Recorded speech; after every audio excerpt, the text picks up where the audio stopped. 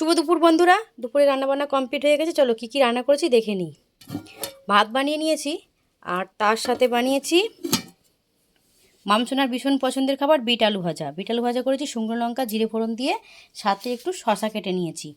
আর সকালবেলায় যে মুড়ি খাওয়ার জন্য কুমড়ো ভেজেছিলাম বেসন দিয়ে, সেটাই নিয়ে রয়েছে, সেটাও নিয়ে নিয়েছি। আর তার সাথে রয়েছে এই গরমে কিন্তু টক ডাল খেতে ভীষণ ভালো লাগে, টক ডাল নিয়ে নিয়েছি। আর এই যে ভীষণ একটা পছন্দের খাবার হচ্ছে এটা আমার, পেঁপে আলু দিয়ে ডিম ভেজে ঝাল। এই সবজিটা আমি যতবারই চেষ্টা করি না কেন ততবারই বানাতে পারি না। এইটা আমার মায়ের হাতে খুব সুন্দর হয়। এটা আমি বানিয়েছি। চলো বন্ধুরা, দুপুরের খাওয়া দাওয়া ফিনিশ করি। আবার বাবু যাবে ক্লাসে, কম্পিউটার ক্লাসে, আর মাম শোনা যাবে নাচের ক্লাসে। তাড়াতাড়ি খেয়ে দিয়ে খাওয়া দাওয়া কমপ্লিট করে নিয়ে আবার বেরোতে হবে। চলো খাওয়া দাওয়া কমপ্লিট করে নিই।